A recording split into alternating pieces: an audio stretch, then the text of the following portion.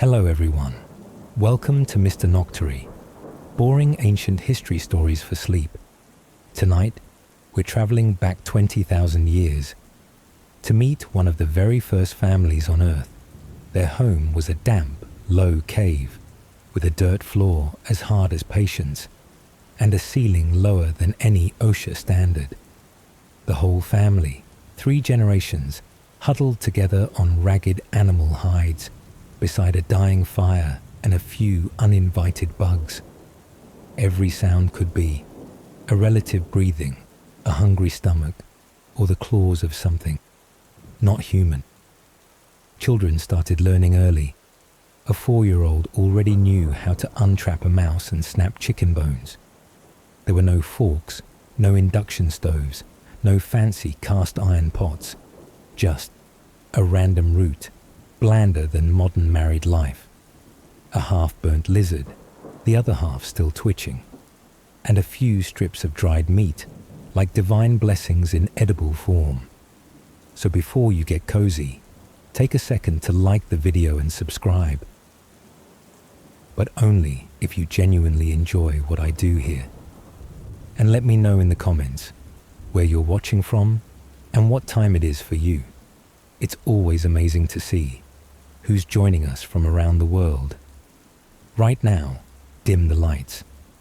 Maybe turn on a fan for a soft, whispering hum. And let's step together into tonight's quiet journey. There were no bosses in the prehistoric age. But if you didn't work, you didn't eat. And if you didn't eat, you might be the one getting eaten. Jobs weren't assigned on paper. They came from glances, habits, and survival. Those quick on their feet, sharp-eyed, were nudged out early to hunt. Those good with their hands and less likely to be chased by bears got assigned to foraging. And those who were old and slow made stone knives, picked thorns out of others' feet, and babysat the little ones to keep them from accidentally setting themselves on fire. No one expected you to be successful. No one made a 5-year plan. No one talked about personal goals. There was only one expectation, simple, brutal, and non-negotiable. Come back with something in your hand, be it a handful of berries or the skinny corpse of a weasel. There was no resume, no LinkedIn profile. But if you didn't know how to dig up roots or tell deer tracks from stalking leopards, you'd quietly be removed from the survival game. No warnings, no memos. Children weren't seen as too young. By the age of 4, they could already tie snare cords, tell deer poop from wolf poop, and most importantly, know when to stay completely silent upon hearing unfamiliar footsteps. A 5-year-old might spot blood in the snow and run over a mile to alert the adults, not because they were taught, but because they'd seen what happens when you stay quiet too long. Children didn't beg for snacks. They didn't need toys. They just needed to survive long enough to learn how to defend themselves from 4-legged predators, and sometimes from hungry grown-ups. There were no schools, no blackboards, no books, no recess. Learning in the prehistoric world began the moment a child opened their eyes and looked around. Children weren't taught through words. No one pointed at a board. No one asked, "Do you understand?" They learned through the hands that held stone knives, through the gait of the survivors, and through the sound of silence when no sound was allowed. The lesson plan was the scar on their mother's hand. The test was the howl of a wolf in the woods. If they forgot the lesson, there would be no one left to remind them. They didn't learn for grades. They learned because, if they didn't, they'd be the next one buried before anyone had time to dig a grave. No one said, "Be careful." But everyone knew, if you weren't careful, you wouldn't be there long enough to teach anything at all. Each child was both a student and a potential casualty. They followed adults gathering fruit, watched how to snap branches without snapping fingers. They followed hunters, not to learn how to kill, but to learn how not to be killed. They learned not to scream when they fell, not to cry when they were hungry, because no one would comfort them, and no one would hear. The rocks wouldn't get softer. The fire wouldn't blaze higher just because someone sobbed. Prehistoric people didn't believe in rewards or punishments. There were no gold stars, no timeouts facing the cave wall. But if a child messed up, burned the hide, spilled the water, lured a wolf too close to the cave, they weren't yelled at. They were just looked at. And in that look was something colder than the snow at the cave's mouth. The disappointment of those who were carrying the survival of the group on their backs. There were no words of comfort, but sometimes there was a hand on a shoulder as the child trembled while lighting their first fire. No one said, "Good job," just a pause in chewing, and a silent nod from an adult. That was how prehistoric people expressed emotion, through presence, not sound. Teaching children was a quiet affair. Each skill passed down was a message sent. Survive the way we're trying to survive. A 3-year-old could gather firewood. By 4, they knew how to light a flame. Sometimes, when they finally got it lit, everyone just scooted closer, not to celebrate, but to share the warmth. No one said anything, but the firelight on that child's face was a silent welcome. You are now one of us. At 6, if they were still alive, they were living proof that silent education worked. No one told them they were loved. Children back then didn't fear the dark. They feared what was inside it.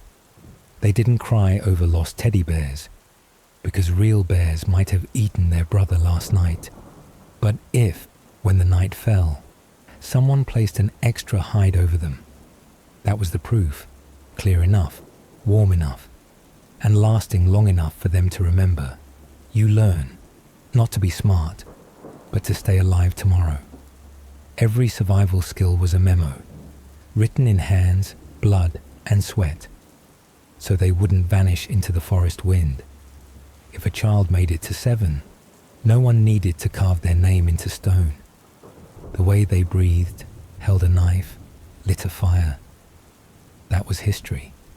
No one reminded anyone, but everyone understood.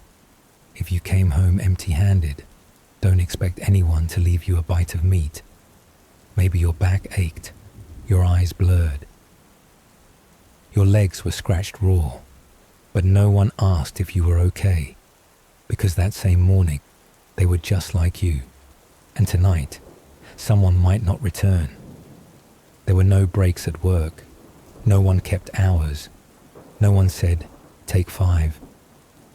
There was only that moment when you let go of the spear because your hand trembled, stared at the sky because your eyes stung, then picked it up again.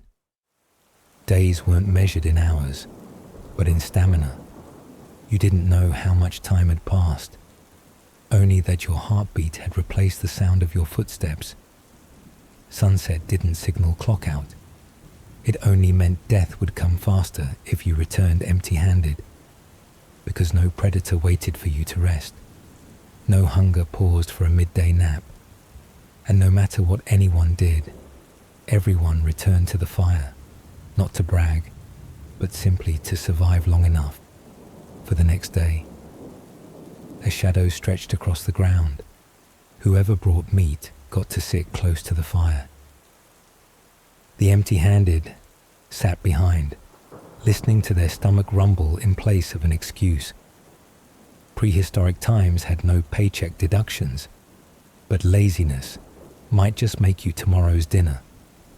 No one left the cave for a walk. Every step outside was a way of signing your body over to nature. No receipt, no promise of return. The sun rose. The fog still hung heavy. Breath came out white. Hunters didn't carry hope. they carried a sharp shard of stone their father once used, a lock of their daughter's hair tucked in a leather pouch, or a frayed bracelet their mother once wore around her wrist.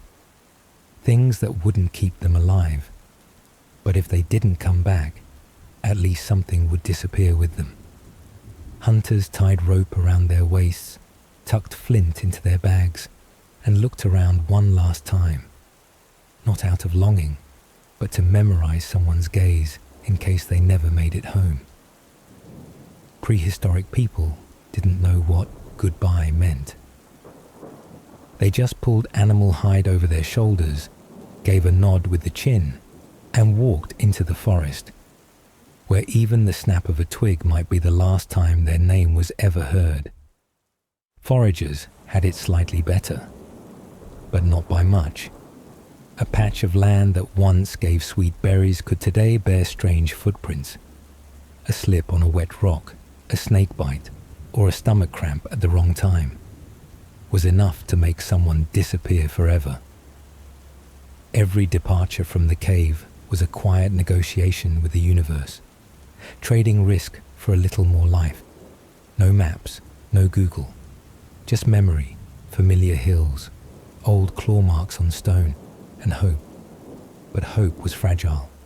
Some left in the morning with a spear and a half-sung tune. By night, only a broken spear returned, and a faint sound in the distance. No one saw them die. Only some blood on stone, scrambled footprints, and a gust of wind too strong to be normal, as if nature didn't want to leave evidence. Those who stayed behind didn't cry. They gathered more firewood, piled the hides closer to the flames, as if work could patch the hole. No one said farewell. No one asked when they'd return. But that morning, someone left an extra piece of meat aside. Someone lit the fire earlier than usual, as if the body already knew it would be colder without a familiar breath. The children didn't ask, "Where's Dad?" They just watched their mother stoke the fire, then looked away, understanding someone else might be next tomorrow. They didn't cry, but they slept angled away from the empty space where he used to lie. One small child sucked their thumb all night, trying to hold on to the feeling of a hand that once helped them across the rocky slope. The absence wasn't spoken of, but it clung to everything, to the way people chewed, to the speed of their words, to the way someone flinched at a strange bird call. There were no funerals. Just one night, where an untouched piece of meat sat by the fire, then was cleared away in the early morning. No one wept, but someone tossed in another log, as if keeping the fire alive on behalf of the one who wasn't there. The fire became an unspoken altar, and the silence, the only memorial the prehistoric world knew how to offer. And the next day, someone would leave again. No certainty of returning, only the certainty that, if they didn't go, the group wouldn't survive. No two meals were ever the same, and no one kept the same spot around the fire forever. The one who brought back meat would sit closer. The one who lit the fire, closer still. The one with a sore foot, who contributed nothing, who had just recovered from a fever, would sit at the far end where the light faded and the wind began slicing into the back of the neck. No rules were written, but every spot arranged itself, as if the memory of the group always remembered who had done what and who hadn't. The fire circle wasn't just for warmth, it was a quiet mirror of the community.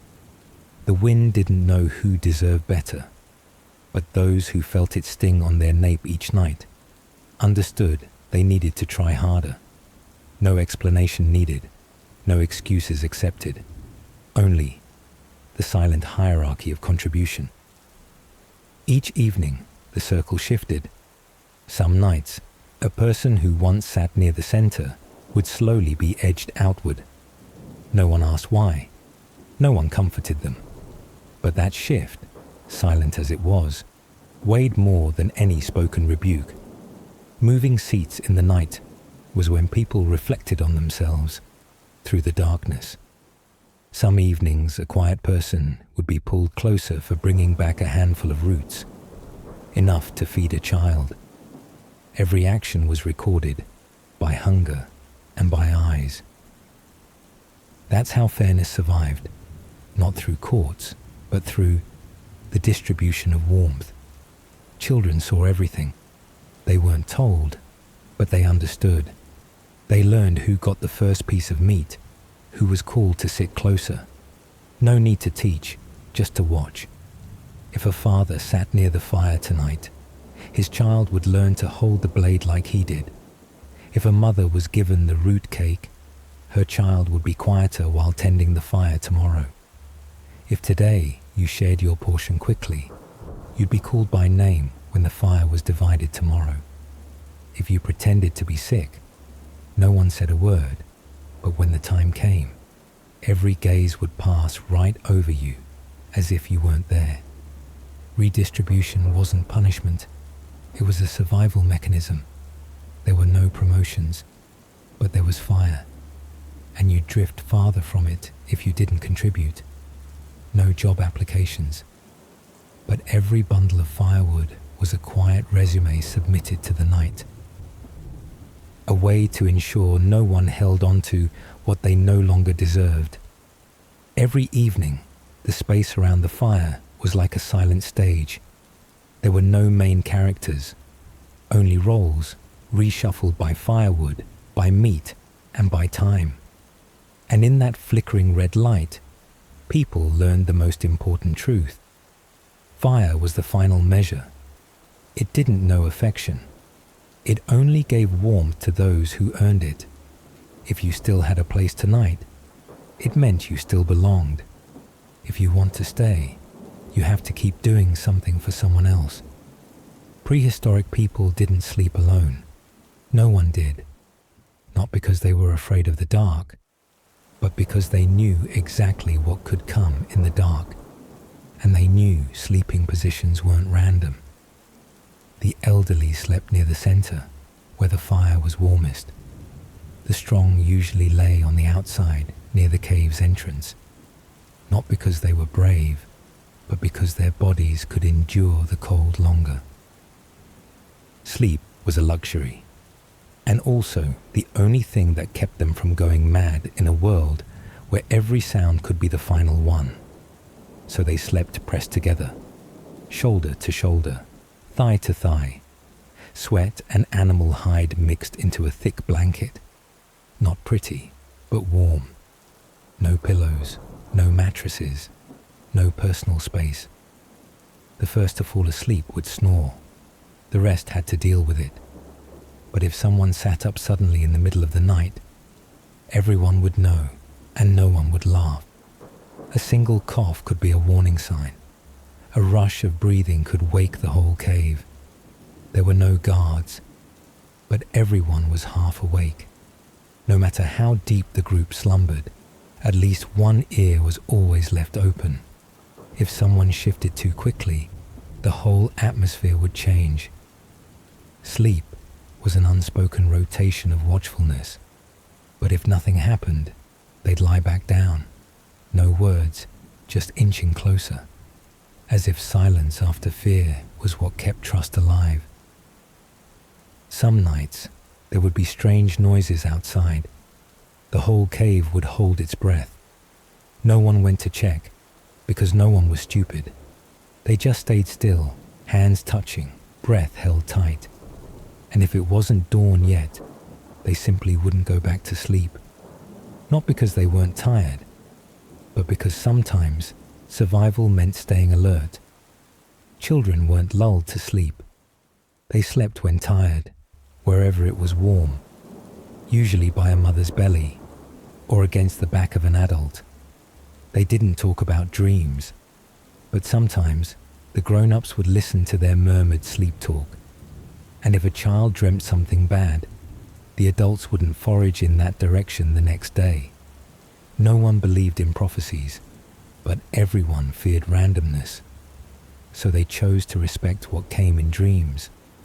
If a nightmare came, the child wouldn't say a word, but the next morning, if they were lying closer than usual, everyone would understand. No one demanded privacy. No one had their own blanket, no feather pillows, no humming air purifier, just the scent of people, the sound of snoring, and the fragile hope that if you slept, someone else would stay awake, just enough, so you wouldn't die foolishly. But every night, someone adjusted the hide for the person beside them, a nameless hand in the dark, pulling covers over someone's feet. No one saw, but everyone felt it, and that was enough. No one needed to say sleep well. Just the feeling of a hand gently pulling the hide up to your chest when the wind slipped down your spine. The less they said, the more you knew you hadn't been left behind. Sleep didn't need silence, just someone beside you who wouldn't leave. There was no day of mourning, no gravestone, and no one asked twice. If someone left the cave at dawn and hadn't returned by sunset, they weren't called dead, just no longer here. Prehistoric people didn't hold funerals. They didn't have time, and they didn't have the words, but they had their own way of marking loss, through heavier silence, a dimmer fire, and by dividing food for one person fewer. Sometimes, someone lit a small fire near the cave entrance, not for cooking, not for warmth, just to burn. No one called it a funeral, but that little flame would often burn long, as if giving a lost soul one last chance to find their way back. The stone seat where that person once sat wouldn't be taken, at least not for a few days. Someone might quietly place a stone there, no name carved, no decoration, just to hold the shape of memory, so the wind wouldn't carry it away. Even the children playing nearby would steer clear, as if breath still lingered there, even though no one was breathing. Sometimes, a small child would quietly tuck a pebble back into a wall where the person used to lean. No one told them to, but everyone saw it, and no one touched that pebble. No one recounted the final journey. No one said, "The last time I saw him was..."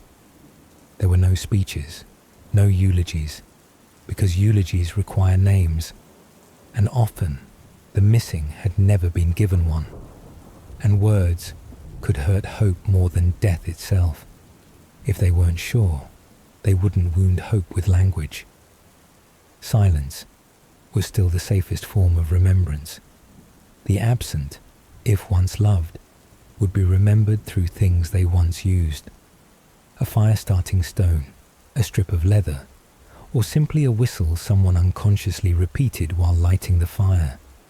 Sometimes, a night later, someone would bolt upright in half sleep, thinking they heard footsteps. No one in the cave would speak, but everyone would wake, and all would listen, just to be sure the sound was wind, or not. Then they would sleep again. Not because they were at peace, but because you can't stay awake forever waiting for someone who has slipped from this world without a name to call them back. Some vanish like smoke, but others dissolve into the survival of the rest, in each meal, each flame. And no one really knows when they left. No one wailed. But if someone quietly took a piece of uneaten meat and roasted it near the cave entrance, no one stopped them. That was how prehistoric people held funerals.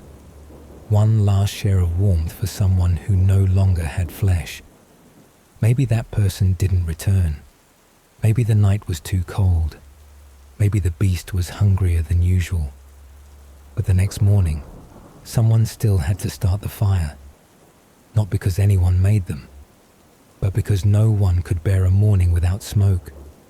No one could bear the sound of cold slipping through the cracks in the rocks when there was no warmth left to share.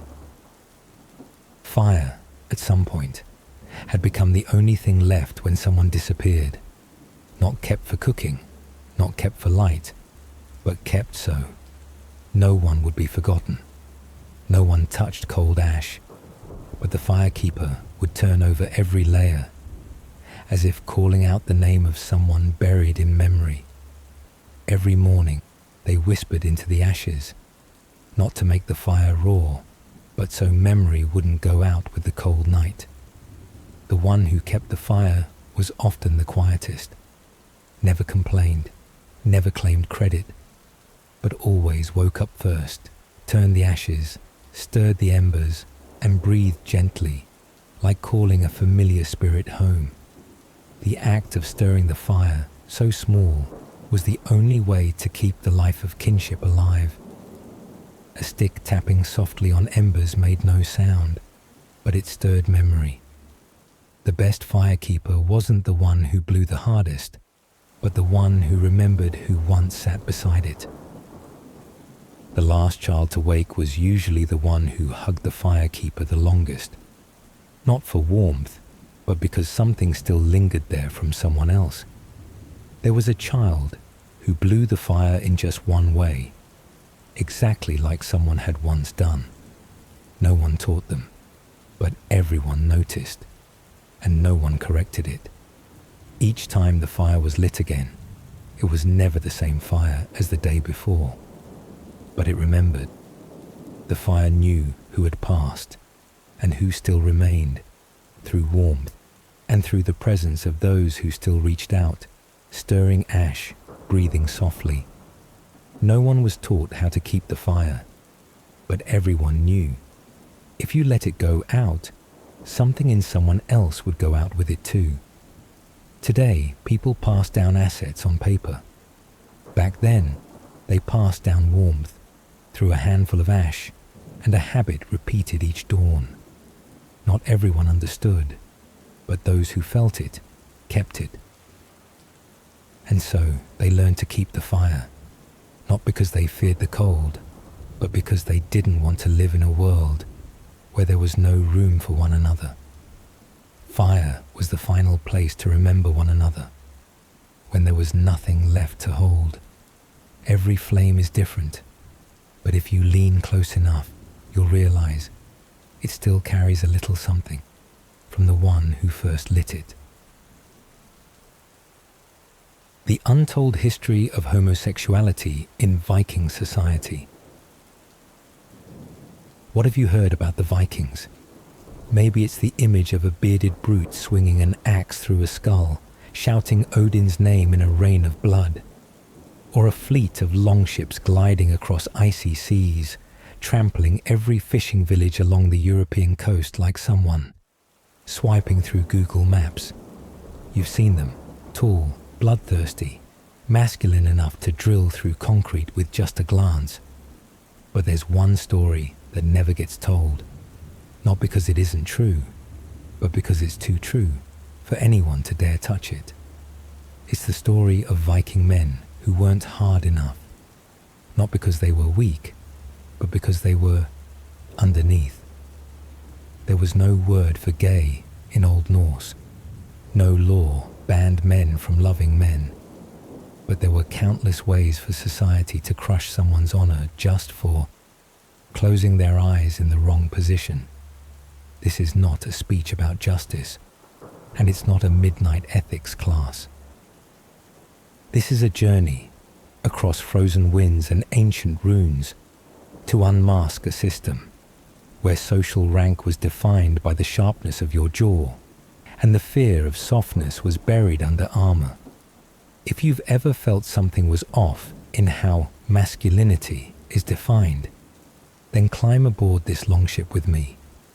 We'll start with an 8-legged horse and end inside a silent stone. Few people know Loki didn't just give birth once. In Norse mythology, he was the father or mother of some of the most terrifying creatures.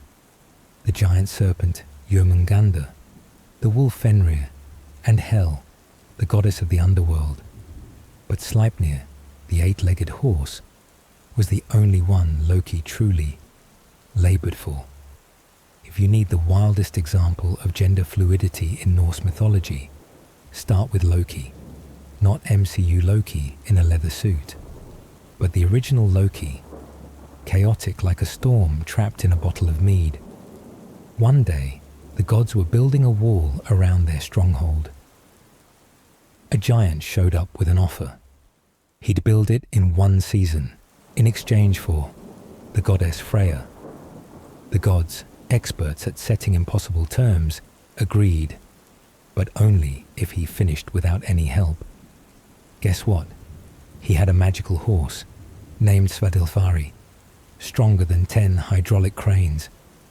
When the gods got nervous because the wall was almost done, Loki, resident trickster and professional troublemaker, transformed into a female horse in heat. And so, Svadilfari got distracted. The giant didn't finish the wall. The gods didn't have to give up Freya. Odin was pleased. And Loki. Loki disappeared for a few months. When he returned, Loki was pregnant and gave birth to Sleipnir, the 8-legged horse, the strongest, the fastest, ridden by Odin himself on every divine journey. No one called Loki unnatural. No one punished him. There was no divine court, because Loki was a god, and gods are allowed to break the rules. Even create things those rules don't dare name. But if you're a regular human, transforming gender and giving birth, you won't be riding the horse. You'll be dragged behind it. Loki's story isn't just a bizarre myth. It's the first reminder. Power defines the meaning of behavior. Same action, but done with divine power, it's celebrated. Done with a mortal body, you'll be called things no Old Norse language class will ever teach. And that's where it all begins. Sleipnir, the 8-legged horse, wasn't just a strange creature. It was a living symbol of a taboo made permissible. Odin rode it between worlds, from Midgard, the realm of men, to Helheim, the land of the dead. That means a horse born from an act forbidden among humans became the most sacred vehicle of the gods. So why could the gods do it, but humans could not?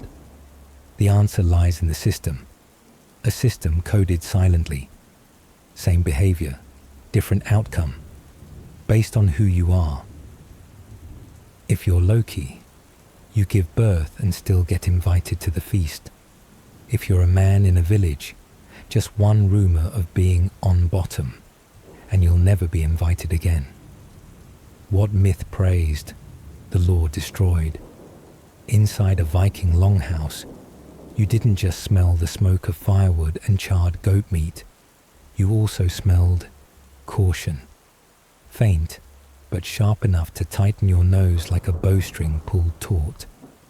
The men sat in rows, shoulders not quite touching. Distance wasn't measured in inches, it was measured in the survival of honor. A glance that lingered too long, a smile that came off too gentle, a story told in a tone that felt too soft. It wasn't just behavior, it was a message. And if you sent the wrong message by accident, tonight might be your last time invited to that bench. In that longhouse, where flickering oil lamps danced off drinking horns, the storyteller began, Odin once wore a dress to practice cider, a form of feminine magic. Everyone nodded. No one objected, because that was Odin. But imagine a regular man, wearing a dress, practicing cider. No applause, just silence, as dry as wind blowing across a field of ash after fire. In Viking society, a man's honor was the most sacred architecture. It wasn't built of stone, but of glances, whispers, and quiet spacing. Honor wasn't inherited. It had to be constantly maintained, like fuel in a fire, and any gesture, any trace of softness could snuff it out in a blink. There was no word for gay, but they had Arga, Ergi, Swordin. Words that slid like blades beneath the jawline, drawing no blood, yet leaving you speechless before the council. You could kill men in battle, burn villages, take prisoners, and be celebrated. But be rumoured to be used, no victory could save you. The danger wasn't the act. It was the role you held in that act. A man on top could still be called a warrior. A man on bottom, even falsely accused, would fade like a ghost within his own village. And so, inside the smoky longhouse, fake nods kept getting passed around. Here, the strange acts of gods were repeated in silence, not because everyone believed them, but because no one dared object. They nodded in reverence to Odin, but deep inside they knew, if a mortal did the same thing, he wouldn't become a legend. He'd vanish from society. The Gragas, Iceland's ancient law code, didn't need to spell out laws about men lying with men. It only had to enforce honor punishments for those seen as passive. Just the word swordin could force a man into a duel to defend his name, or make him flee the village by night, unnoticed, unspoken. A man didn't need to be caught. Someone only had to say he'd been used. And that word, in this community, was sharper than any battle axe. While gods could wear dresses and enter eternity, a mortal man only had to stand the wrong way, to be shoved out the door of the longhouse. They nodded for Odin, but inside they trembled for themselves, because the boundary between mythology and the fire pit wasn't belief, it was status. Honor in Viking society was like the longhouse itself. Not everyone was welcome inside. Every gesture, every position was a beam in its structure. One wrong move, and the whole roof could come crashing down. No proof needed, no witnesses required. A whisper that you'd been used, and your honor would be burned to ash before you ever got a chance to explain. Maybe you'd killed 3 men in battle, sowed seed across 8 fields. Still not enough. A rumor could wipe out all your glory. So in the longhouse, everyone drank carefully, as if the mead could betray them. You didn't laugh too loudly, didn't tilt your head too softly, didn't look too long into the eyes of the man next to you. And if you were a young man, new to all the unspoken rules, a gentle pat on the back for your best friend could be the last time you still had a best friend. In Old Norse, the word arga wasn't just an insult, it was a sentence. And worse than a sentence, it was a theft. It didn't steal your weapons, it didn't steal your cattle. It stole the most precious thing a Viking man had, his honor. Honor, like a string of silver rings wrapped around your wrist. An accusation of arga was the blade that cut that string. No blood drawn, but your wrist left bare in a way no one dared touch again. A warrior could lose a weapon and earn another one in a ship raid. But if he lost his honor, no ship would ever carry him home. In a land where winters dragged on like collective depression, and men survived by nodding at the right time, even the wrong glance could spark an internal war that didn't end on a battlefield, but in how people looked at you when you fetched water. And that was just the beginning. No proof needed, no witness required, just someone, drunk, angry, or ambitious, to drop that word, and a huge chunk of your reputation was bitten off, never to be repaired. What did arga mean? It meant weak, unworthy, the one being used instead of doing the using. No one cared if it was consensual. No one asked about the context. They only cared about the position, not in terms of ethics, but in terms of social status. In that system, the man on top was still a warrior. The one on the bottom was swordin, the used one, a walking stain. So much so that the Gragas, Iceland's ancient law code explicitly stated if you were called Arga, you had the right to challenge the accuser to a duel, not to explain, but to survive. Because if you didn't answer with blood, you were silently admitting you'd been beneath. Viking honor made no space for softness. What they called manliness wasn't about muscles. It was immunity from any act that could be interpreted as passive. You could cry when a comrade died, but you couldn't caress him. You could curse your enemies in verse, but you couldn't call them beautiful. You could sleep beside men all winter, but touch a knee too long. Sorry. Good luck in your next life. And so the words Arga, Raga, Swordin became identity markers. They worked like invisible bodyguards of Viking society. No police, no prison. Just a community that turned into a jury, without trial, with only looks. Viking villages didn't need laws against love between men. They only needed one word, and a chain reaction, a glance, a whisper, silence, exile. A man who didn't respond to an Arga accusation with a challenge was assumed guilty.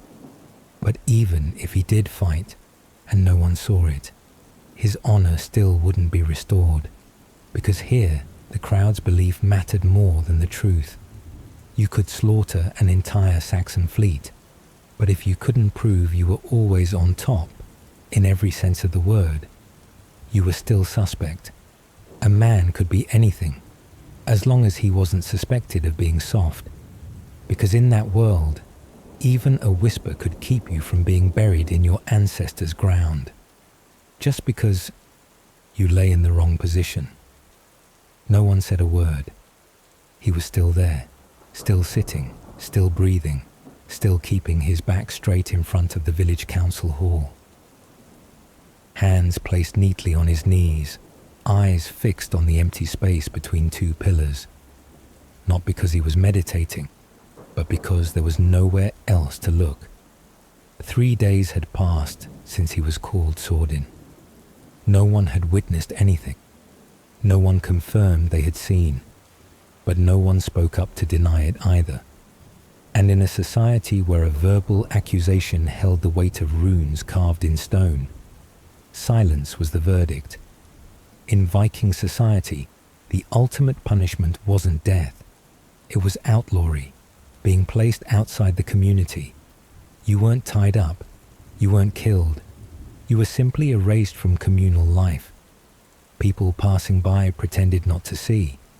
Children were pulled away when they got too close. His wife, his sister, his brother.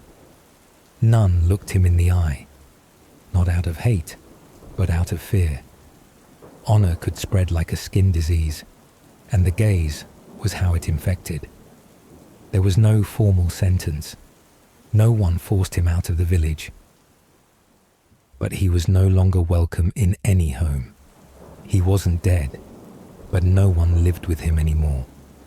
According to the Gragas law, someone accused of being Swordin had the right to challenge their accuser, a duel. But in practice, the damage was done the moment you had to prove yourself. If you needed to fight to get your honor back, then in their eyes, you had already lost it. And if no one stepped forward to speak for you, that duel became a private performance, because the crowd had already left when they first heard the word Swordin. Honor, to the Vikings, didn't live in your heart. It lived in the eyes of others. His name, carved in stone, was now veiled by morning mist, but still there, like a scratch that never fades. And that cold rock would last longer than his body. He still worked, still carried water, still helped mend roofs if asked. But those tasks didn't make him a man again.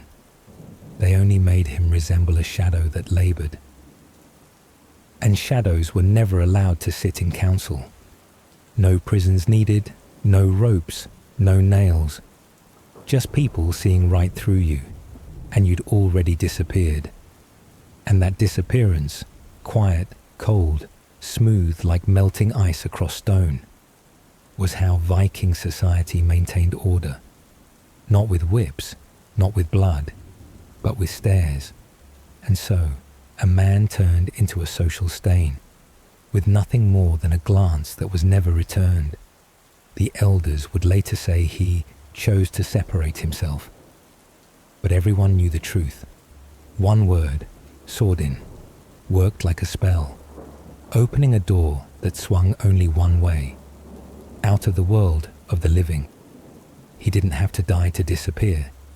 He just had to no longer be referred to as a man. And so, through winters and summers, through layers of paint refreshed on the village council walls, he remained, part of the landscape, but no longer part of the story. Children were taught to avoid him, not through scolding or switch, but with a mother's quick tug and a father's sharp glance like a pointed stone. That way, the system needed no enforcers. It ran on its own. No one looked at him, but everyone looked at each other to make sure no one looked at him. And that control, not by law, but by silent consent, was why the Viking system endured for so long. It didn't need to prove you were guilty. It just needed everyone to believe you no longer had worth. The stare, not the sword, was the most dangerous weapon. When the cross arrived in Northern Europe, it didn't just bring the gospel of God. It brought a completely new operating system for the concept of sin. And surprise, this operating system ran smoothly on the old Viking platform. The words were changed. Arga became sinful. Sordin became perverse. But the logic of punishment remained exactly the same. Before, a man labeled as used would lose his honor. Now, he lost his soul. It's no longer about losing face in the village. It's about being burned in hell. The structure of punishment shifted from social stain to theological damnation. But at its core, it was still a kick in the gut of honor. Instead of demanding a duel, the accused now had to confess. Instead of drawing a sword to cleanse the shame, now it was the whip and repentance. If in the Viking longhouse a single punch could restore your honor, then now, in the cold stone monastery, pain was measured out through lashes and tears, but never brought restoration. There was no returning to the community, only becoming more submissive. Repentance didn't set you free. It simply legalized your guilt to maintain the structure of power. The only difference now was that every man could be watched, accused, and forced to confess. No evidence needed, just a suggestion. Now, no action was necessary, just a gentle glance, a wrong gesture at the wrong moment, a bowed head out of context, was enough to raise suspicion. Religion didn't need to witness anything specific. It just needed to plant in you a vague feeling that maybe I've done something wrong. You didn't have to be called Arga. You just had to have inappropriate feelings. And if you felt guilty, the system had already won. Silence was no longer punishment. It became a tool. When men began to police themselves, the church didn't need to do much. They just had to wait, in the pulpit, with the whip, and the promise of forgiveness. In Viking times, only those on the bottom carried shame. In Christian times, lust alone was enough to deserve punishment. And no more duels, no more chance to wash your face in blood. Only two options remained, confess or burn. In the time of God, everyone, no matter where they lay, was guilty. The system had been optimized.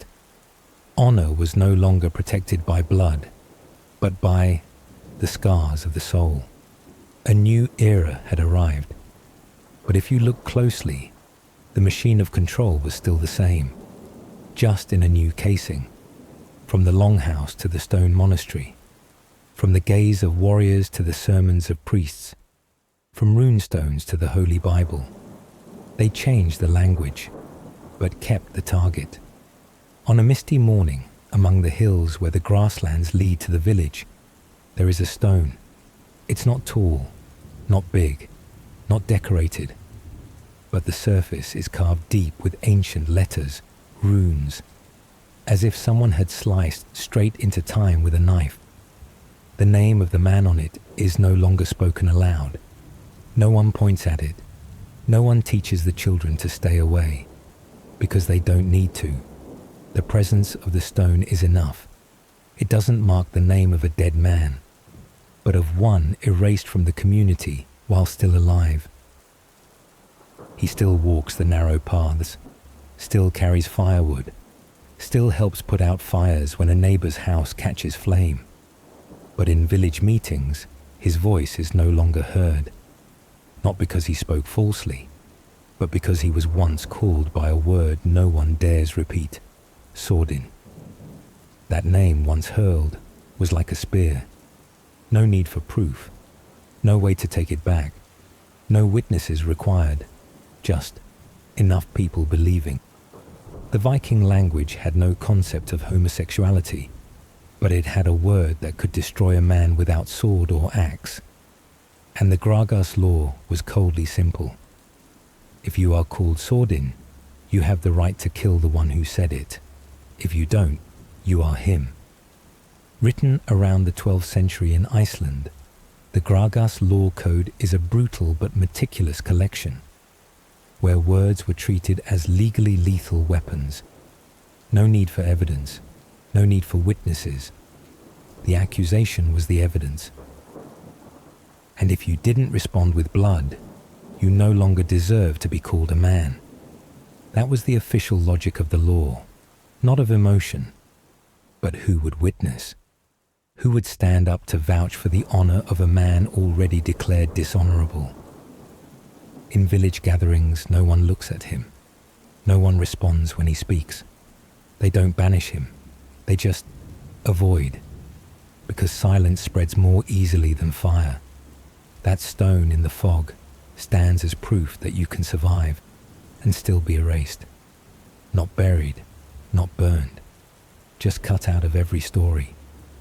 His descendants, even if they did nothing wrong, were no longer chosen as team leaders, no longer seated near the fire at winter feasts. The stain doesn't cling to the skin, it clings to lineage. And so, you exist forever, like a taboo passed down through silence. The children who pass by that stone aren't told about it, but they know to keep their distance, not out of hatred, but out of fear. His name no longer echoes, but the fear lives on, passed from one generation to the next, like fire kept glowing in ash. Around the 13th century, in some surviving manuscripts of the epic Ynglinga saga, Odin, the highest god, was described as having learned Seder from the goddess Freya. Seder was not ordinary magic. It wasn't about calling down lightning or casting death curses. It was soft magic. It relied on intuition, emotion, receptivity, and was always associated with women. Any man who practiced Seder was considered Aga, not because he was dangerous, but because he was no longer truly a man. But Odin was never labeled that. No one called him Sordin. No one pulled open his robe to inspect his honor, because Odin was a god, and thus he was not judged by the laws of men. When Loki turned into a mare, seduced a stallion, became pregnant, and gave birth to Sleipnir, the eight-legged horse, not only was he not shunned by the gods of Asgard, they applauded. When Odin donned a dress and practiced Sida, a feminine form of magic forbidden to mortal men, no one called him Aga. They called him the All-Father. The issue was never the action. It was the actor. The gods could change gender, get pregnant, wear women's underwear, cast spells, sit passively, and still retain all their power. Humans do the exact same thing and get erased from the family ledger. At the upper tier, the gods were free to cross boundaries. At the lower tier, mortals were forbidden from even thinking about them. It wasn't a contradiction. It was by design. Odin kneels in the dark, drawing symbols into the earth, incense curling around a soft cloak. That act, if done by a common man, would be called weak, arga, unworthy of being heard. But Odin is a god.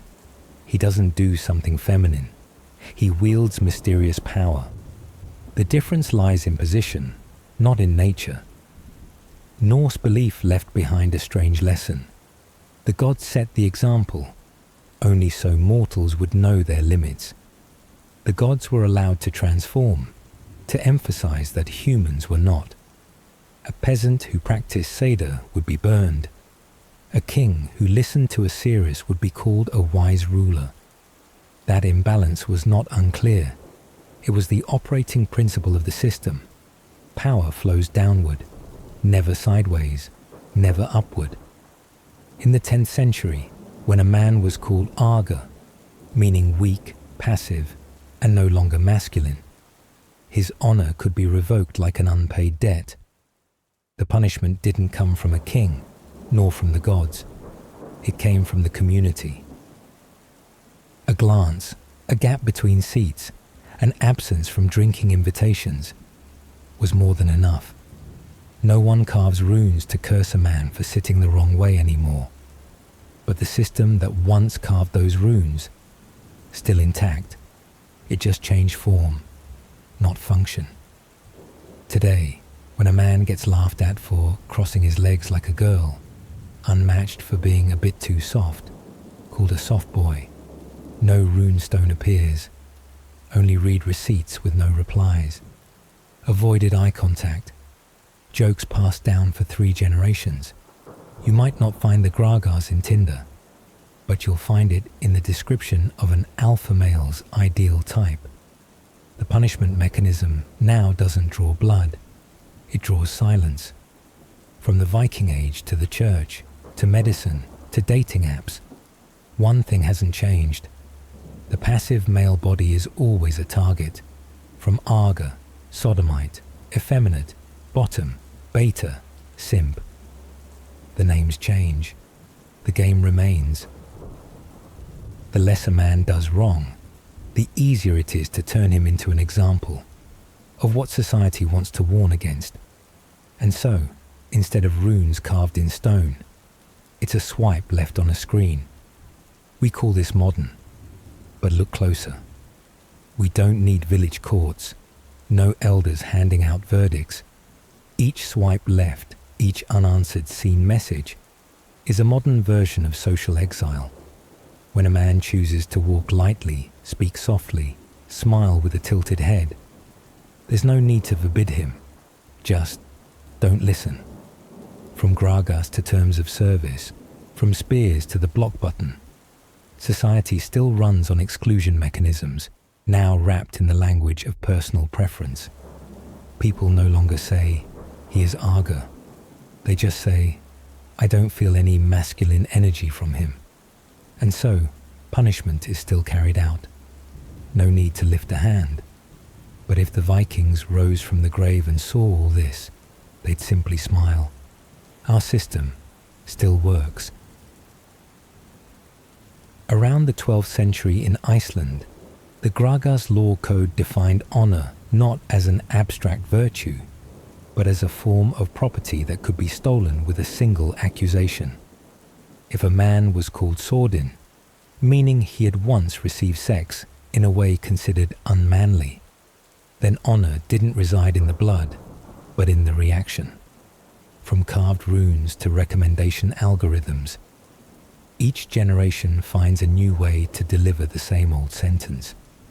When a man is rejected not for his actions, but for his posture, it's not a matter of personal preference. It's a more sophisticated version of social punishment. In modern dating, The phrase, "I like someone with manly energy," is really just a gentler version of arg. No courtroom, still consequences. From pinewood longhouses to coal blue message boxes. The system doesn't need to be named. It only needs to be enforced. History doesn't vanish. It just changes shape, changes names, puts on new clothes, and stands right beside you in the elevator, unnoticed. You think you've escaped the Viking Hall, the Catholic Church, the Gragas laws. But in truth, those systems have only been recoded. More subtle, more stylish, harder to name. Today, no one calls you Sordin or Arga. You're just considered a little soft, a bit off, hard to relate to, not man enough. The price remains the same. Loss of place, loss of voice, loss of community. But instead of a stone marker, now it's your friend group shrinking. Your inbox going quiet. Your name missing from the group chat. You're not beaten. You're just forgotten. And that is the most effective punishment society has ever invented. No bruises, just absence. The men who stay silent, it's not because they don't hurt. It's because they know no one's ready to listen. The fear of the Viking era has become modern irony. I support LGBTQ, just don't be too much. Everyone has the right to live authentically, just don't make me witness it. That's how history survives, by wearing a moral coat and hiding a dagger beneath the cuff. History doesn't retreat, it just changes lanes. You're living in it. You're reading the new runes, not carved in stone, but in code. No need to burn books, just change the keywords. And so, what once made a Viking man vanish from his village, now makes a man vanish from himself. History doesn't pass, it just learns how to refresh its interface. In the year 1250 of the Common Era, an Icelandic scholar copied down the old Viking laws by hand, line by line, clause by clause. And among them, he devoted nearly half a page just to talking about the anus. No joke. In the manuscript of Gragas, the famous law code of medieval Iceland, there's a long passage stating, if a man is accused of being Sordin, having once been sexually used in a way considered humiliating, he must be granted the right to challenge to a duel, or remain silent forever. This wasn't just a law, it was a portrait, a map of how Viking society used posture to define honor. The way you sat, the way you lay, the way you spoke, all of it had legal meaning, and sometimes even mortal consequences. From the 10th century onward, in Norse communities, the concept of masculine honor was no longer defined by how fiercely you fought, but by whether or not something had ever been done to you. The Gragas law, systematized in Iceland around the 12th century, didn't prohibit men from having sex with each other, but it made one thing very clear. Only the one being done to was dishonored. Viking honor didn't come from victory. It came from not having anything done to you, not being touched, not being hurt, not being done, especially not done in silence. In that society, masculinity wasn't something you had. It was something you constantly protected. By controlling your body, your posture, your gaze, your tone, the distance between seats, and most importantly, by controlling your position in every interaction. If you did, you were a man. If you were done to, you fell outside the definition. There were no laws banning men from sleeping with men, but there were laws punishing the one who got slept with. No one punished the conqueror, but everyone in the village knew what to do with the conquered. And honor in that world wasn't tied to courage. It was tied to direction. Sounds absurd, entirely, but that was the power structure, and it worked very well. It didn't punish desire, It punished position. It didn't say, "You loved wrong." It said, "You lay wrong." The terrifying part is, these ideas didn't disappear. They just changed context. A man today doesn't need to carry a shield on a battlefield. He just needs to sit the right way, speak the right way, smile the right way, and avoid anything that could be interpreted as being done to. Ancient fear becomes subconscious defense. Ancient punishment becomes modern social coldness. And in that way, the system keeps running, smoothly, quietly, without needing to say a word. In the 11th century, Viking longhouses weren't just shelters. They were social maps carved into every wooden bench. On a winter night in northern Norway, inside a fire-lit longhouse, two men sat beside each other, too close. No one said anything. No one laughed. But the glances spun like an axe in a blacksmith's grip. The space between their bodies, just a fist's width, was enough to shatter a lifetime of honor. Because in Viking society, body position wasn't accidental. It was a political statement. One man, a warrior just returned from a raiding voyage, didn't realize he'd sat wrong. Or if he did, he no longer had the strength to care. But the other, the chieftain's son, stood up immediately, quietly, proudly, and walked away. Not out of hatred, but out of the need to survive in a society where silence killed faster than blades.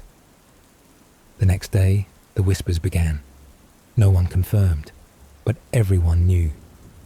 He sat that close to another man, as if he wanted something.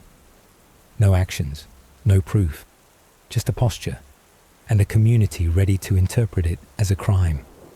Viking honor could shatter not with a sword, but with a stare. A few weeks later, the warrior left the village.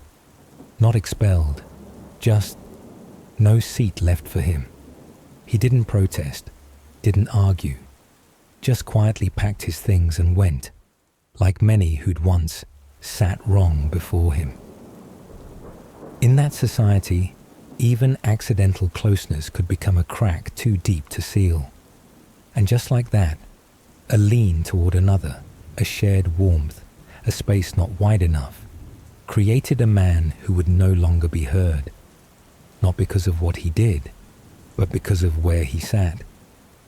In the year 1250, in the frozen lands of Iceland, the Gragas law code was carefully transcribed, not to protect truth, but to preserve order.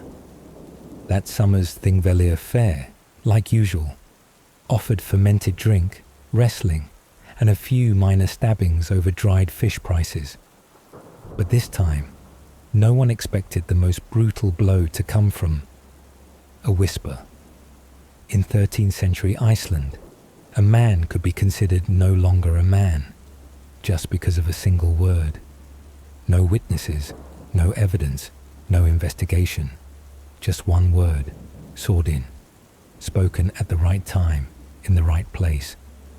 And that was enough to demand blood. Gragas, the handwritten legal code of the Icelanders, made it clear. If a man was accused of being the passive partner in a sexual act, he had two choices. 1. Challenge to the death. 2. Stay silent and live as if already dead. There was no option to deny, no defense procedure, because in that world, accusation itself was the evidence. Viking honor required no verification. It only needed confirmation. The man called Swordin may never have touched anyone. But honor wasn't about truth. It was about a widely believed imagination. And once that accusation was believed, the slow kill mechanism kicked in. That man would no longer be invited to speak, no longer be asked to drink, no longer be named in winter gatherings. He would still be alive, but as a shadow. Viking law, with all its brutality and crudeness, understood something that even modern justice systems sometimes forget. Words can kill. In the year 1262, when the Christian Union officially began to take control of the Icelandic territories, the change didn't arrive by sword or soldier, but by the confession record. In the 13th century, as the power of the church was rising over the northern lands, men no longer only faced the blade, they faced a new punishment, the whip and the forced confession. Back in the Viking Age, a man accused of being sworn-in could challenge for blood to reclaim his honor. Under the new Christian system, he had only one option left: kneel and confess. And if he refused, a whip, steady, cold, would teach the body what the soul had forgotten to learn. No swords, no arena, just a robed priest reciting prayers, while each lash landed like church bells ringing against bare chest and buried shame. The strange part was, even without guilt, one still had to beg for forgiveness.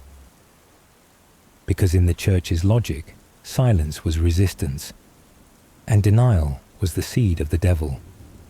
A confession, even if forced, was enough to be recorded, and once written down, it became a truth greater than the truth. He used to be a man. After the ceremony, he became a warning. A bloodied body walking out of the monastery, not a warrior, not a condemned man, but a living ruin of a system that had just learned how to soften punishment by making it hurt tenfold. And so, between two eras, one where a whispered word could kill, the other where a whip could purify the soul, the man still could not win. In a monastery deep in a mist-covered valley, candlelight flickers across the statue of Jesus Christ, nailed, arms outstretched, body exposed, in a completely passive posture. No one sees that as shameful, because that is God. But if a man, flesh and bone, lies in that same posture in front of others, then that is sin. Between the posture of the divine and the posture of the sinner, there is only one difference: position within the power system. The priests understood this well. They copied the image of Christ in torment, then turned around and tormented sinful bodies in the exact same way, also kneeling, also bound, also stripped. But one side is sacred, the other is despicable. The 13th century witnessed the expansion of a strange kind of logic. The same posture, the same gesture. If it's Christ, it's noble. If it's a regular man, it's depraved. A person accused of sodomy needed no evidence, just someone who felt he was too soft, or too polite, or sat the wrong way. And when he was dragged to the altar, forced to kneel, that posture, once the most exalted image in the Bible, now became proof of his fall. No one said it out loud, but everyone looked, and the system recorded it, all of it, every blow, every moan, every detail. The posture of Christ, arms out in suffering, kneeling in silence, became the mold used to punish those not allowed to live like Christ. And so, history became a distorted mirror. In it, the divine glows brighter, and the mortal burns. The Viking system of controlling masculinity didn't disappear. It just changed languages, from arga to abomination, from dueling to confession, from village fairs to confessionals. But the structure? Still the same. In the 19th century, a man accused of being gender deviant was no longer called out to a battlefield, nor forced to kneel in a monastery. He was simply categorized under personality disorder in a medical book written by someone in Berlin or Paris. Each era only needs a new word, and the system runs again. Machines don't need feelings. They just need to be lubricated with new language. A gesture not manly enough, a glance held a bit too long, an action deemed indecisive, and the gears begin to turn. No one gives direct orders, but everyone knows what to do. Just like in Viking times, there was no law banning homosexuality, only laws banning being the one done to. In modern times, no law against identity, only diagnoses requiring treatment. Those who give orders don't need a face. They just need to function by reflex. And so, in the classroom, on the playground, at the family dinner table, in the corporate meeting room, the modern versions of cold glances, safe distances, and calculated silence are still there. No need for whips, no need for rune stones, no need for priests, just social momentum, a hidden operating system, designed by no one but updated by everyone. That is why a handshake too soft, a sitting posture too unstable, a sentence that sounds delicate can still be interpreted as a declaration. And once again, honor is defined not by behavior, but by how others feel about the way you exist. That system doesn't need you to believe. It just needs you not to ask. Architl, Greek mythology family tree. Before we go any further, you should probably know that Greece wasn't the only civilization that began everything with a chaotic mess. In Norse mythology, the world started from a void called Ginnungagap, a deep chasm without light. In Egyptian mythology, it all began with Nun, the primordial black ocean, where gods had to swim out of the water like they were playing a rescue mission. But Greece was different. Greece started with chaos, a thing with no shape, no sound, no flashlight. Not a big bang, but a very well-organized kind of emptiness. You see, even the universe once went through an identity crisis. Imagine opening your eyes to find yourself floating in a place with no light, no sound, no temperature, and no reason to exist. No up or down, no before or after, just a very well-organized feeling of nothingness. Welcome to chaos, where everything began from absolutely nothing. No Big Bang, no Adam and Eve, just a bunch of vague, personified energies floating around like your 3 in the morning thoughts. And then, like every weird morning after a dream, you can't quite remember. Something began to exist, but what came first wasn't mountains, animals, or humans. They were abstract concepts disguised as living beings. Some had no physical form. They were love, night, darkness, the abyss. And stranger still, they had personalities, family ties, grudges, and egos. First came Gaia, the Earth. Not the blue planet with white clouds and a Starbucks, but a living entity who felt, who raged, and who really enjoyed reproducing. Next was Tartarus, the deepest part of the world, a kind of cosmic basement with no Wi-Fi and no exit. Then came Eros, the old one, primordial love.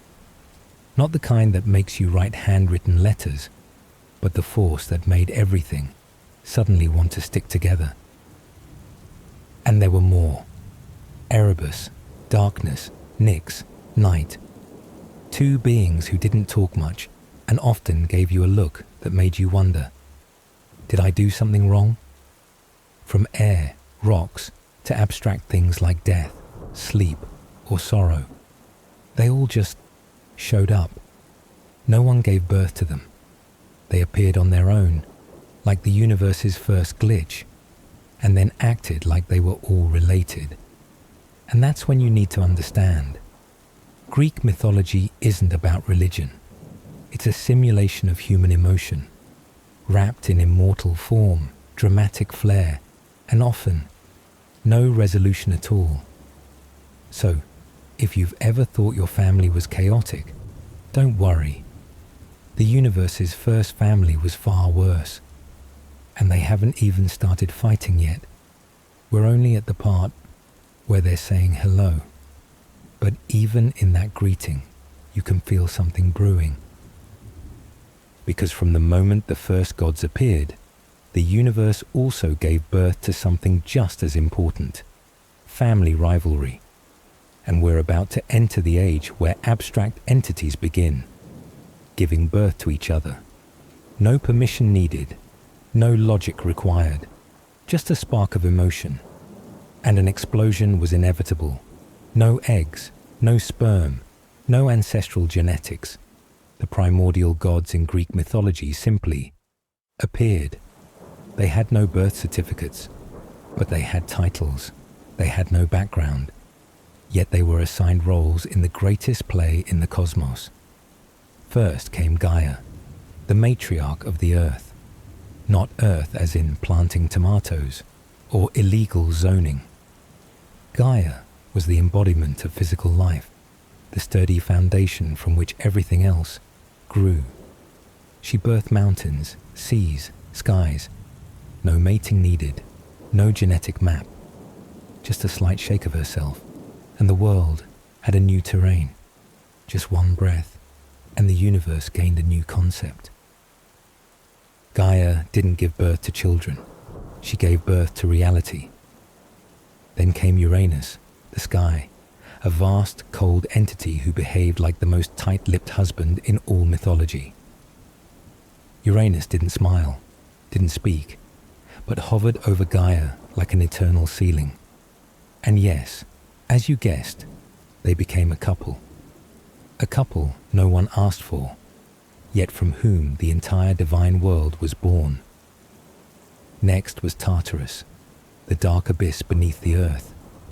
No one invited him to the universe's grand opening. He just showed up. Tartarus was a prison, a deduction, a bottomless hole between punishment and failure.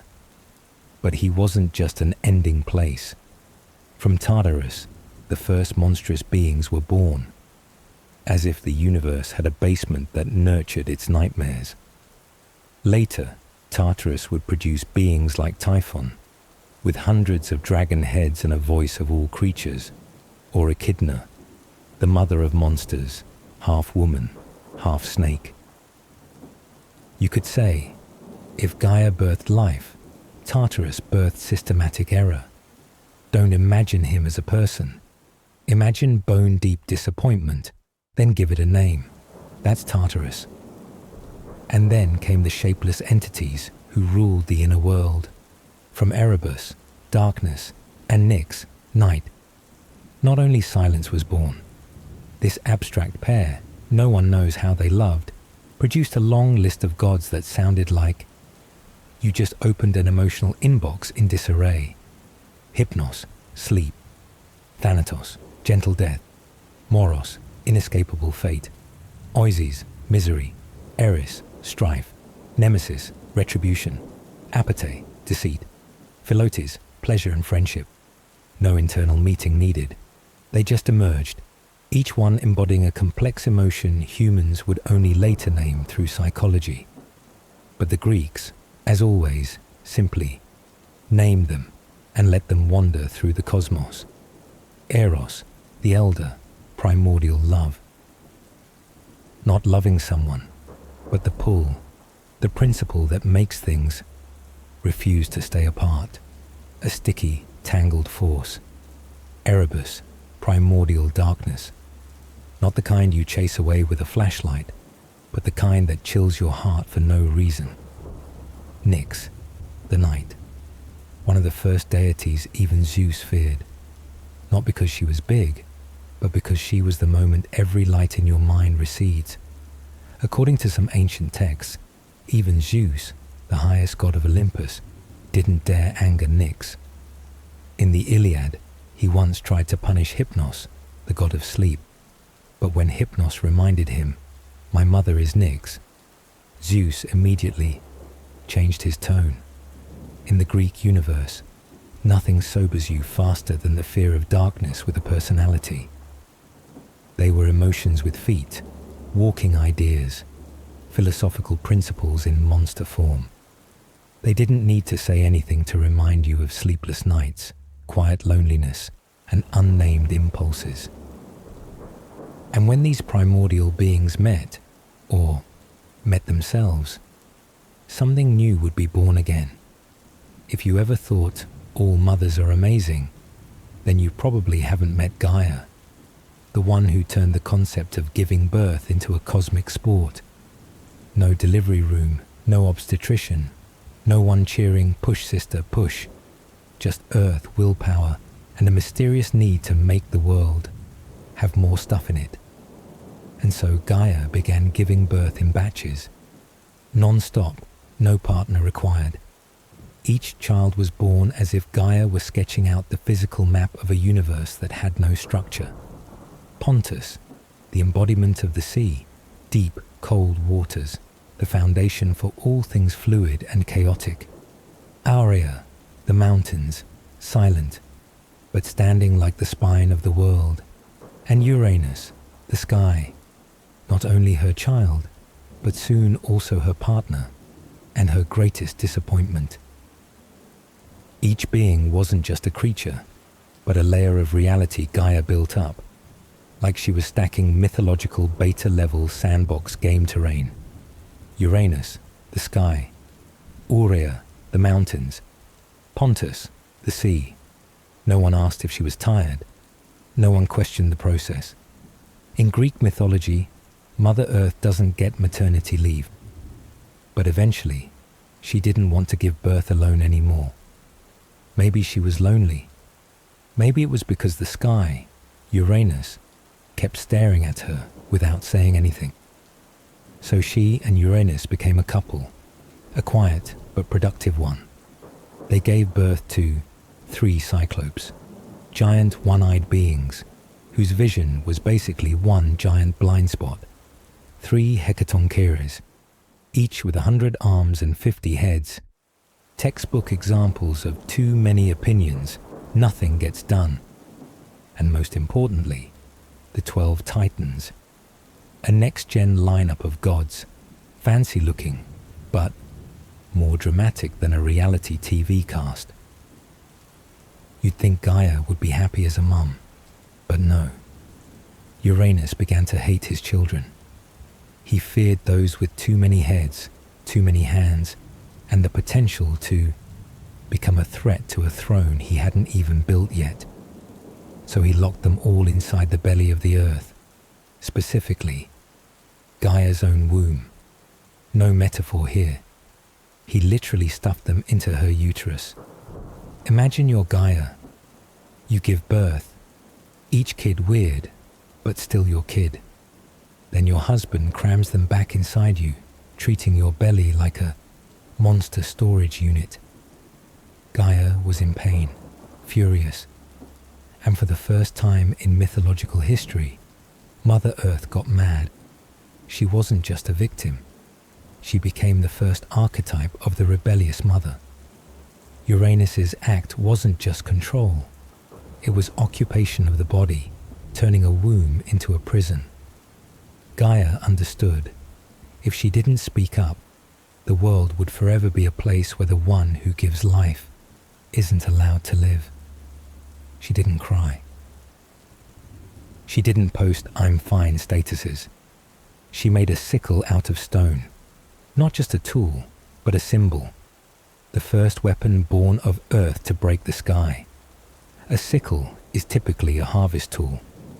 But in Gaia's hands, it became something that could sever power, overturn order, and sow the dread of cosmic castration. She handed it to her youngest son, Cronus. She said, "My dear, if you really love me, please castrate your father." You think your family was weird? Imagine being Uranus, the god of the sky, just castrated by your own son, using a stone sickle forged by your wife. And your blood, yes, sky blood, didn't spill in vain. In Greek mythology, every drop of blood gives birth. From the blood of Uranus falling onto the earth, Gaia, never one to waste a creative opportunity, started giving birth again. She didn't just birth rage and resentment.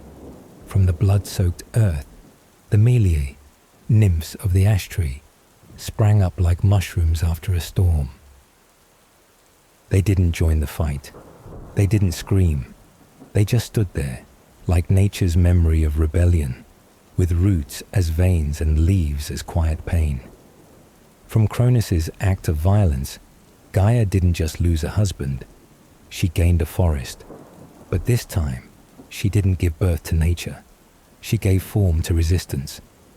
First came the Erinyes, also known as the Furies, goddesses of vengeance. No armor, no war horses.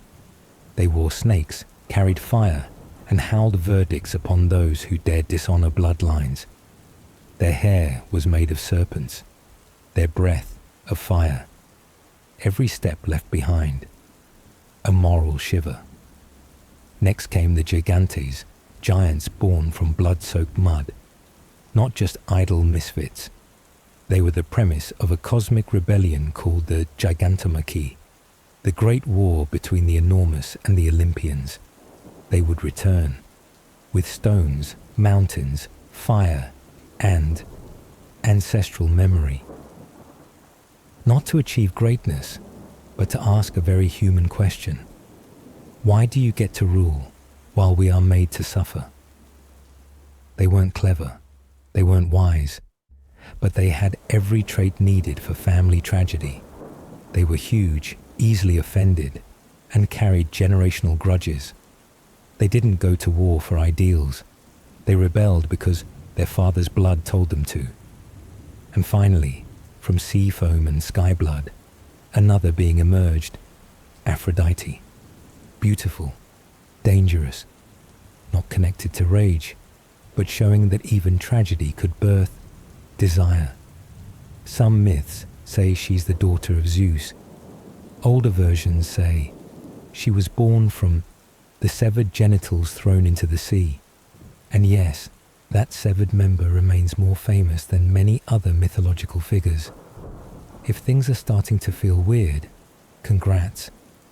You've reached the core of Greek mythology, where blood is genetic memory, and each generation is an upgraded version of unresolved trauma.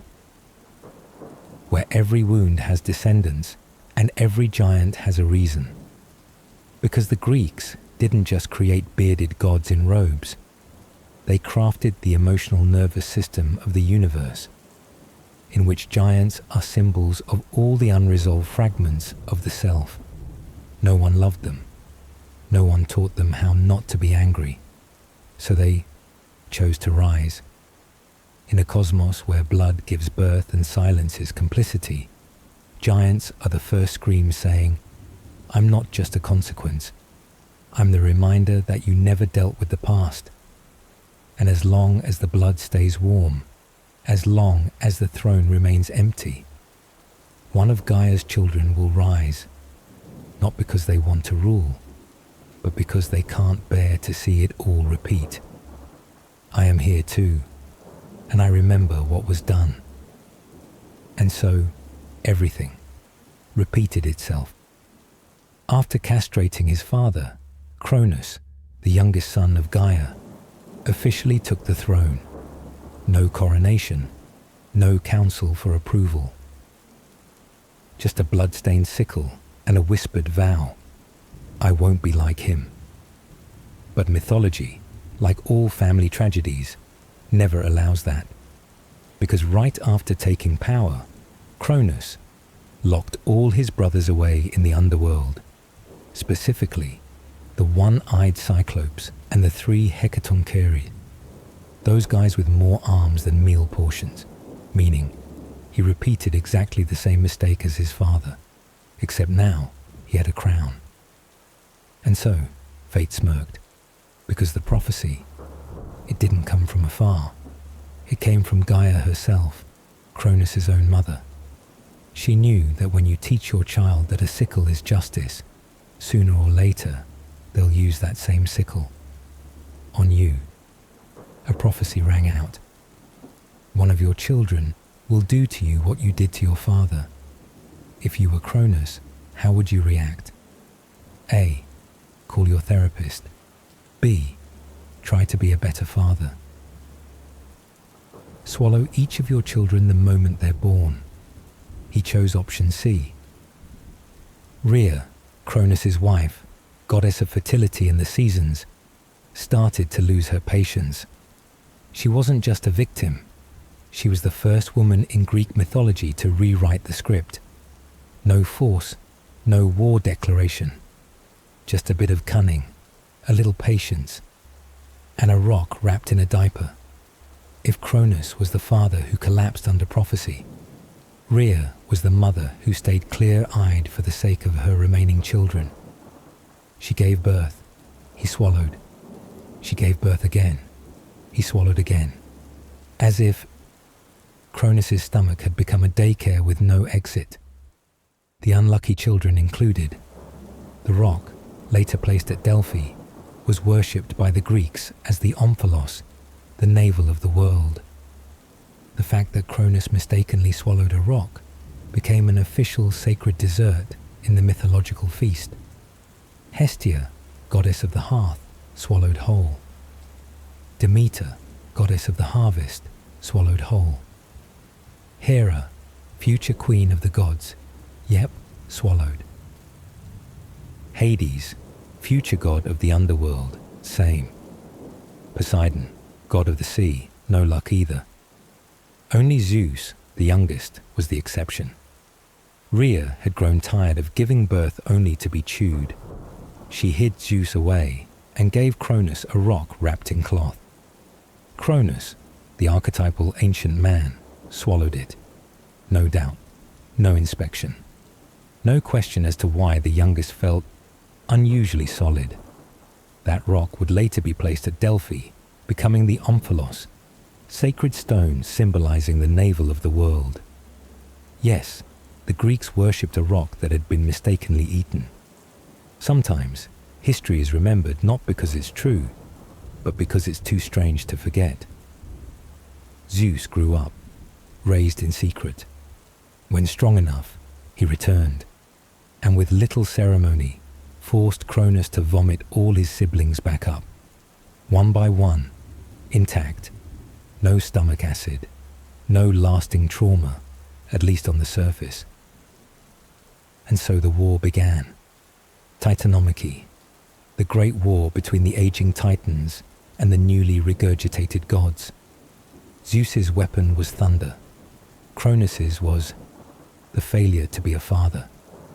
In a universe where every generation rebels against the one before, Cronus wasn't a villain. He was a survivor turned father too soon, who trusted no one. His story is a cautionary tale of power hoarded and love suppressed. Want to stay in control? Swallow your feelings. Swallow the next generation too. But Zeus, by vomiting up his lineage, ushered in a new era, the era of Olympus. A new dynasty would rise, not from peace, but from the stomach of a father who accidentally devoured the future. Olympus was not built on clouds. It was built on undigested memory, an era that seemed more cheerful. But don't celebrate yet, because if you think Zeus turned out to be a kind father, then you're reading the wrong mythology. The war ended. Cronus fell. A new generation rose and started a company, with 12 neatly arranged seats symbolizing supreme authority. But wait, why 12? Because 12 is a pretty number. Easier to divide snacks during round tables. The truth is, the list isn't fixed. Sometimes Hestia steps down and gives her seat to Dionysus, the god of wine. Sometimes Persephone is added, or a seat is left empty for a new soul. In other words, the divine council, like any executive board, sometimes grows, shrinks, reshuffles. That's the feeling when you look at the Olympian Council. 12 gods sitting in a circle, discussing the cosmos like they're in an air-conditioned boardroom. The name Olympus isn't just a mountain. It's the first brand name of the ancient world, where the gods managed weather, love, war, and internal drama worthy of a reality show. Seat 1, Zeus, the new king of the sky, thunder in hand, Olympus deed in his name. All the power and all the control issues. He's the embodiment of the CEO dad, who can flatten cities with a sneeze, but can't manage his own impulses. Seat 2, Hera, official wife of Zeus, goddess of marriage, and the living nightmare of every side chick on the mountain. She's not stronger than her husband, but wields the very Greek superpower, long grudges and sharp psychological warfare. Seat 3, Poseidon, brother of Zeus, god of the sea, inventor of horses, tsunamis, and cultural meltdowns. Special move, trident fights and salty stares. Seat 4, Demeter, sister, goddess of harvest, planting, food. One of the few gods who could shut down Olympus just because her daughter went missing. If your breakfast bread was good, it's thanks to Demeter and her 3-month seasonal depression. Seat 5, Hestia, goddess of the hearth, home and peace, rarely on camera. Which is exactly how you survive in a family where all your siblings carry WMDs. Seat 6, Ares, son of Zeus and Hera, the punch-first god of war, no tactics, no planning, just screaming and blood, beloved in Rome. But Greek poets called him the dumb guy who loves violence. Seat 7, Athena, daughter of Zeus, literally sprang from his forehead, goddess of wisdom, strategy, and armor design. No mother, no spare emotions, the kind of CEO you admire, fear, and never sit too close to. Seat 8, Apollo, god of light, poetry, music, medicine, and prophecy. Official divine spokesperson, part-time bard. When happy, he gives you sunshine. When sad, he fires plague arrows at your city. Seat 9, Artemis, Apollo's twin sister, goddess of the hunt, chastity, and forest management. Doesn't like men, doesn't like weddings, and definitely doesn't like being spied on in the bath. You'll turn into a deer and get mauled by her dogs. Seat 10, Hermes, messenger god, god of thieves, god of travelers, god of logistics. Wears winged sandals and has an IQ over the legal limit. If you need to send a soul to the underworld or an emergency text, Hermes is there before you finish speaking. Seat 11, Hephaestus, god of the forge, unwilling, husband of Aphrodite, lame legs but golden hands, forges weapons for all Olympus, and always gets left out of the after-party. Seat 12, Aphrodite, goddess of love, beauty, and divine HR drama, born from sea foam, and tends to stir trouble wherever she goes. Everyone loves her. Everyone who loves her suffers. But wait, what about Hades? Why isn't he in the legendary 12 seats list? The reason is simple, but deep. Hades doesn't live on Olympus. He rules the underworld, a separate realm where souls never look up. Hades doesn't attend wine parties. He doesn't fight over who loves whom. He has his own kingdom, his own crown, and a door no one wants to walk through. The god of the dead holds no seat, not because he's unimportant, but because he's underground, minding the graves. He's the rich uncle everyone talks about, but never invites to brunch. Mount Olympus, then, is history's first prototype of government, an immortal startup, no dividends, no public holidays, and every shareholder wields a WMD. There were other applicants for the top 12, like Dionysus, Hebe, or Persephone, but the system always favored those who showed up on camera and brought the drama. A ministry of defense, agriculture, culture, transport, love. And like every government, started with ideals, ended in arguments. Behind Olympus's glow, jealousy and power simmered. Those clouds didn't just carry lightning, they carried unsaid resentment. And that's when the story shifts to a more personal, unstable, emotional place. The children of Zeus. because power is never enough for everyone, and thunder can't solve jealousy. If you think Zeus was tired after ruling the heavens and the earth, remember, he also had a hobby: creating population. Not population in the statistical sense, but through divine power, muscles, and the glimmering eyes of a Greek soap opera star. Zeus was the most prolific father in the ancient universe, and most of his children didn't make it to Olympus, but dominated all of mythology. Zeus was a self-replicating political system that sabotaged itself. He connected with partners of all kinds: goddesses, mortals, even wind, clouds, and sea foam, like an empire expanding through unsigned treaties. Each child was an unofficial alliance, born to represent, inherit, or sometimes rebel against their own father. To make it easier, you can divide them into 4 functional groups: the warriors, the children who fight instead of speak, like Athena, Ares, Heracles; the intellect and culture group, gods of poetry, communication, and the muses, the ones who invented civilization; the emotion and nature group, representing fertility, chaos, seasons, and unmeasurable forces; and the labor and technical group, like Hephaestus, the ones silently keeping Olympus from collapsing. One god, 4 sectors of life, and dozens of results, with no reproductive plan. They are half human, half god, half power, half trauma, and 100% drama.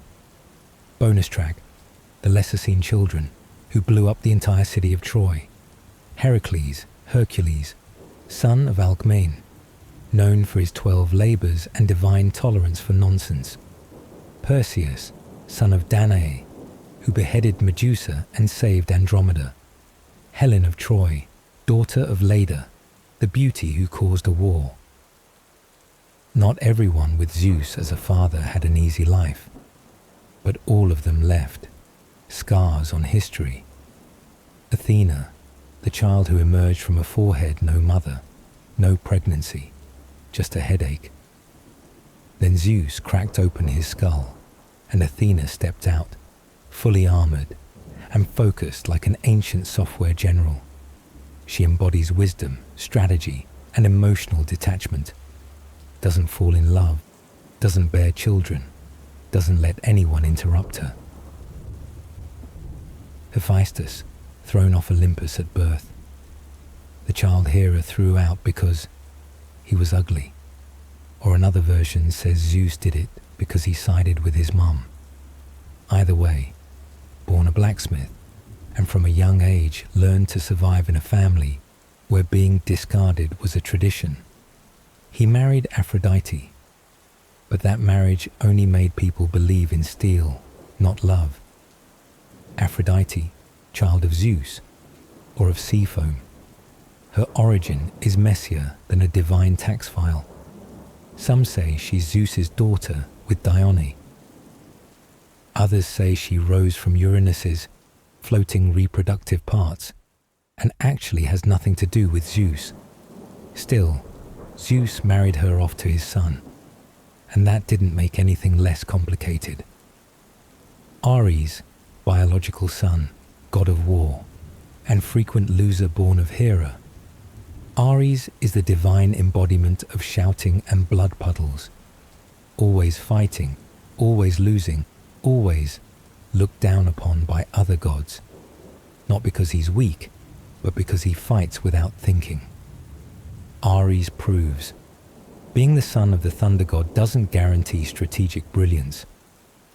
Dionysus, son of wine, grapes, and Freud complexes, Zeus loved Semele, a mortal woman. After being tricked by Hera, Semele demanded Zeus appear in his true form. Zeus complied. Semele exploded. To save the child, Zeus stitched Dionysus into his thigh until full term. And from that, Dionysus was born, a god of wine, ecstasy, hallucinations, and a cult favorite among artists, drunkards, and the emotionally unavailable. Hermes, walking and stealing before diaper training ended. Son of Zeus and Maia, Hermes had winged sandals and stole cattle on his second day alive. No one taught him, he just knew. No one suspected him, he got caught anyway. Messenger god, traveler god, god of diplomatic language. Hermes is living proof that if a kid is too smart too early, he'll grow up to be a god. Persephone, kidnapped daughter who signed a contract to live underground, daughter of Zeus and Demeter. Kidnapped by Hades, then crowned queen of the underworld. No one asked what she wanted, and then the entire calendar began revolving around her mother's mood. Persephone is mythology's first weather plugin, where emotional state and global climate are connected by the umbilical cord of family tragedy. When she's underground, everything dies. When she's on Earth, flowers bloom. One of the children caught between a father's power, a mother's love, and a husband's hell. The Muses, group children of Zeus and Mnemosyne. No one knows how many children Zeus had, but just with Mnemosyne, goddess of memory, he produced 9 muses, representing poetry, history, instruments, dance. They were the living libraries of the ancient world. They didn't fight, didn't vie for power, didn't argue. They just inspired. One of the few child groups that made art, not trouble. So Zeus isn't just a king. He's an outdated operating system full of incompatible plugins still pretending everything's running fine. He made children to challenge, resist, support, and sometimes be the next rebellion. In Greek mythology, children are never just byproducts. They are the next earthquake. Take a look back at the Greek family tree. No one was born in peace.